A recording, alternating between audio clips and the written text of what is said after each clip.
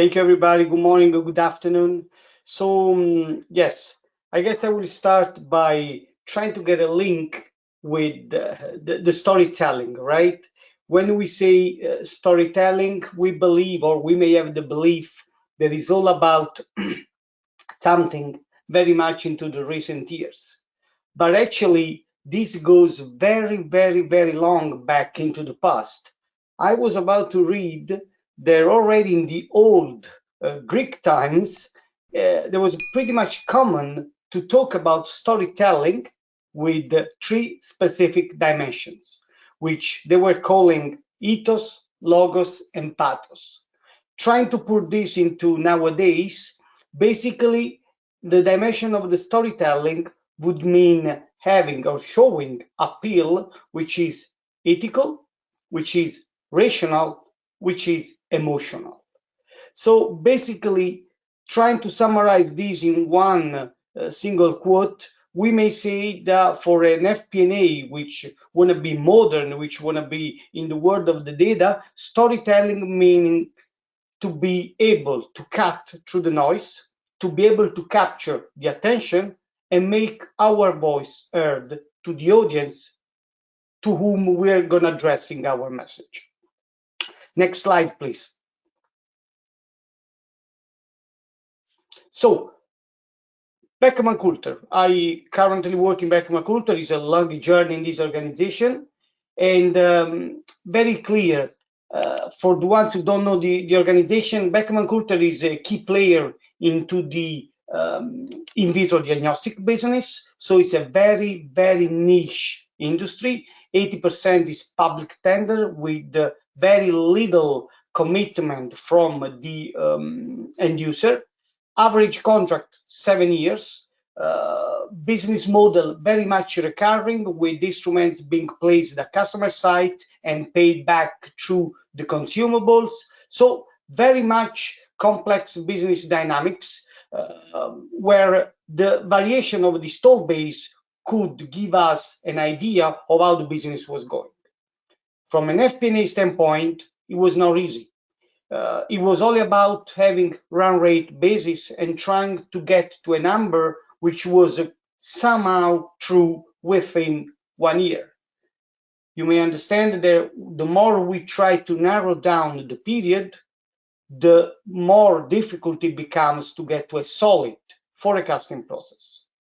Then all of a sudden, in 2015, we started very much with patience a new journey.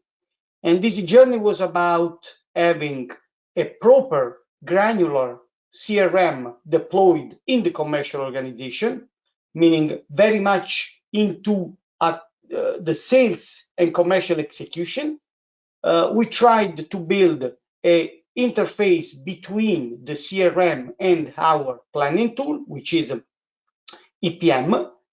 And then we tried to move, and that's the part of the journey, if you like, we tried to build a dynamic revenue bridge by business layers. So if you like, the ambition was not to have the usual rate, but try from a jump off point to add business layers and get into the landing point. Next slide, please.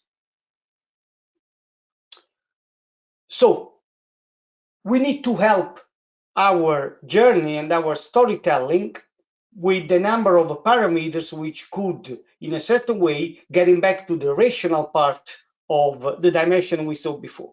So, likelihood, we need to know the probability for us of winning or losing any single opportunity ID.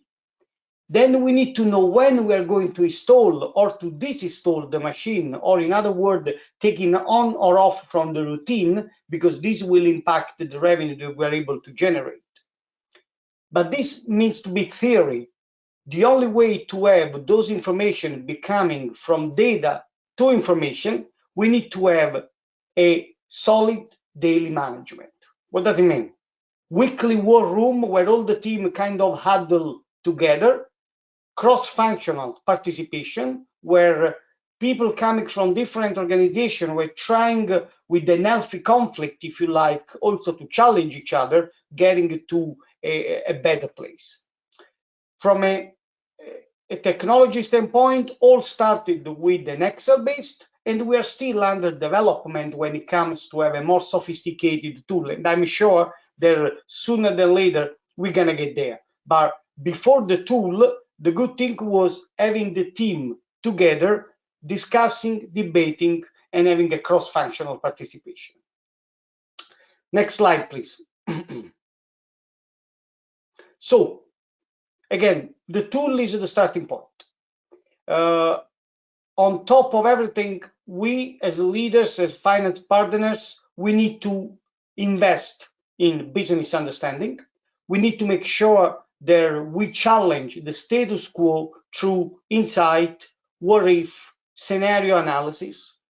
But also we need to make sure we tailor the message in a way that we don't lose the audience. And this is something that is not necessarily given, but needs to be built.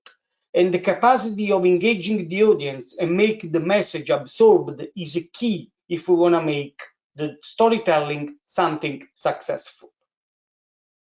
Next slide, please.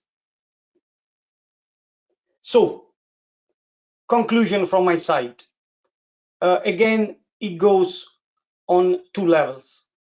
From a top down, as leaders, we need to set the tone at the top. We need to invest on the business understanding. We need to make sure that the team is following through and try to get out from the low value activities, which we all are supposed in a way to do. Invest in coaching and mentoring, which is extremely important to set the new class of leaders for the future. But on the other hand, we need to push accountability where it belongs. So in this example, we couldn't have any real revenue forecasting without having the massive participation of the sales organization, of the commercial organization.